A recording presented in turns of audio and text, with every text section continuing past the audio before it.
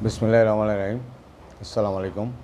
সুপ্রিয় ছাত্রছাত্রীবৃন্দ, সরকারি হরেঙ্গা কলেজে আয়োজিত অ্যাকাউন্টিংয়ের এই অনলাইন ক্লাসে তোমাদের স্বাগত জানাই। আজকে আমরা আলোচনা করব অ্যাকাউন্টিং ফর লিজ নিয়ে। এখানে আমরা প্রথমে জানব যে লিজ কাকে বলে। লিজ হচ্ছে ইজারা দাতা এবং ইজারা গ্রহীতার মধ্যে একটি চুক্তি বা কন্ট্রাক্ট।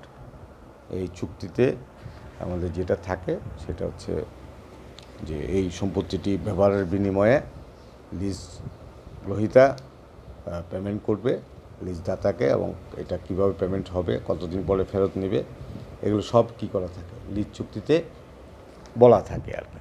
আর লিজের যে বৈশিষ্ট্য আছে, যে এটার বৈশিষ্ট্য আছে 10টা।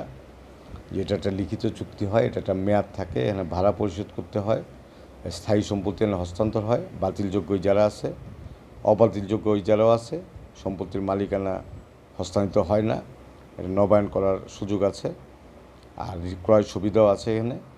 আর রক্ষণাবেক্ষণটা অনেক সময় ইজারা গ্রহীতাই এটা করে থাকে আর কি। আর ইজারা আছে দুই প্রকার, একটা হচ্ছে অপারেটিং লিজ আর একটা হচ্ছে ফিনান্সিয়াল লিজ ওর ক্যাপিটাল লিজ আর কি। আর পরিচালন ইজারা আবার একটা আছে শর্ট টার্ম, একটা হচ্ছে ক্যান্সেলেবল। আর অর্থায়ন ইজারা বা মূলধনী ইজারা হচ্ছে যে দীর্ঘমেয়াদের জন্য যে ইজারাটা, আর পরিচালন ইজারা কিন্তু শর্ট সময়ের জন্য করা হয় আর কি। আর অর্থায়ন ইজারাটা হচ্ছে দীর্ঘমেয়াদী এবং অবাতিলযোগ্য হয়, রক্ষণাবেক্ষণ অন্যান্য খরচ ইজারা গ্রহীতা বহন করে, ক্রয় ব্যবস্থা থাকে, আর ইজারার ভাড়ার বর্তমান মূল্য নির্ধারণ করতে হয় আর কি। আর ক্রয় ইজারার মধ্যে পার্থক্য আছে। আর ইজারা অর্থায়নের যে পদ্ধতি, একটা হচ্ছে সরাসরি ইজারা আছে, আর একটা ঋণ সুবিধাযুক্ত ইজারা আছে, আর একটা আছে বিক্রয় এবং পুনঃ ইজারা আছে আর কি। আর আমরা বুঝতেই পারি যে ইজারা আসলে সুবিধা আছে, এটা অনেকগুলো সুবিধা আছে, যে এটা স্থায়ী অর্থায়ন হয়, তারপরে অপ্রচলন হতে সংরক্ষণ পাওয়া যায়, তারপরে মানে বড় আকারের সম্পত্তি আমরা কি করতে পারি, ইজারার মাধ্যমে ব্যবহার করতে পারি। আর প্রশ্ন হচ্ছে ইজারাতে আমাদের যে অঙ্কগুলো আসবে সেগুলো হচ্ছে মেইন হচ্ছে জার্নাল। দুইটা পার্টি এই জায়গায় যুক্ত আছে, সেই পার্টি দুইটার মধ্যে একটা হচ্ছে লিজ গ্রহীতা আর একটা হচ্ছে লিজ দাতা।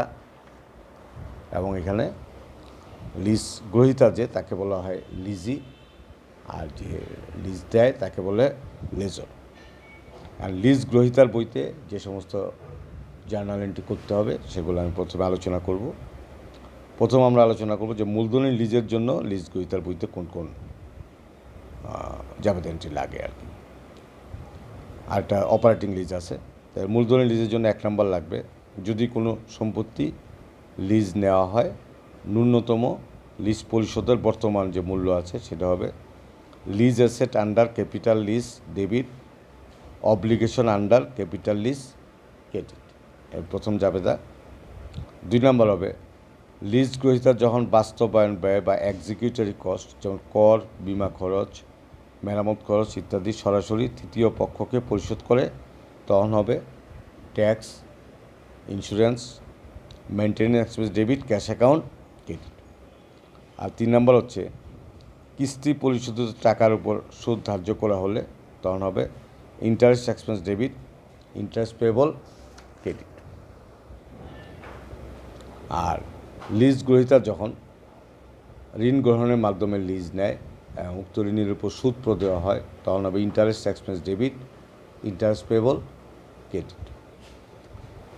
আর 5 নম্বর হবে বছর শেষে যখন লিজ সম্পত্তির উপর অবচয় ধার্য করা হয়, তো আমরা ডিপ্রিসিয়েশন এক্সপেন্স, সেটা হবে লিজ অ্যাসেট ডেবিট, আর accumulated depreciation lease asset credit.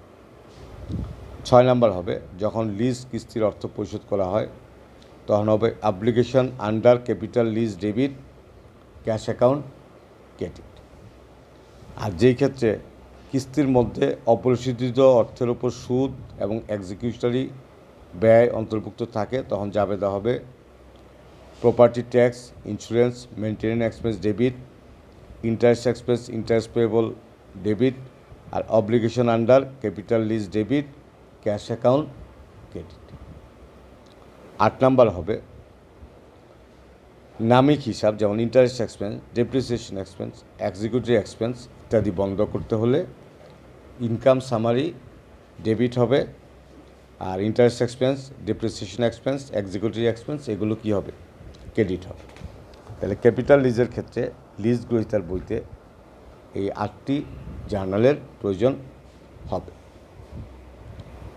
এবার আসি আমরা অপারেটিং লিজের ক্ষেত্রে। অপারেটিং লিজের ক্ষেত্রে লিজ গ্রহীতার বইতে জাবেদা প্রয়োজন হবে সর্বসাকল্যে 11টি। তার প্রথমটি হচ্ছে যখন কিস্তির অর্থ পরিশোধ করা হয় তখন জাবেদা হবে rental expense debit, cash credit. 2 number হবে মূলধনী লিজের ক্ষেত্রে যদি লিজ মেয়াদ শেষে লিজ গ্রহীতা সম্পত্তি একটা নির্দিষ্ট মূল্যে কিনে নেয় তাহলে অ্যাসেট ডেবিট আর accumulated depreciation capital lease credit. তারপরে আরও ক্রেডিট হবে lease asset under capital lease, accumulated depreciation equipment আর ক্যাশ। এই কয়টা কী হবে? ক্রেডিট হবে। তারপরে হবে গ্যারান্টিড ভগ্নাংশেষ মূল্য যদি থাকে সেক্ষেত্রে ডেবিট হবে 4টা। একটা হচ্ছে loss on capital lease, interest expense, obligation under capital lease, তারপরে অ্যাকুমুলেটেড ডিপ্রিসিয়েশন ক্যাপিটাল লিজ, এগুলো সব ডেবিট হবে। আর leased asset under capital lease credit, আর ক্যাশ হবে ক্রেডিট। তারপরে অগ্যারান্টেড ভগ্নাংশেষ মূল্য আর ভগ্নাংশেষ মূল্য যদি না থাকে তাহলে জাবেদার কোনো পার্থক্য হবে না, কেবল টাকায় কী হবে, এটা ভিন্নতর হবে আর কি। অর্থাৎ পরিচালন লিজের ক্ষেত্রে তাহলে এই 3টি জাবেদা করলে হবে। আর সেল আর লিজ ব্যাকের ক্ষেত্রে আমাদের কিন্তু জাবেদা করতে হবে 7টি। একটা হচ্ছে যখন লিজ গ্রহীতা লিজদাতার কাছে সম্পত্তিটা বিক্রি করে তখন হবে cash account debit, asset account credit, unearned profit on sale lease back credit. 2 number হবে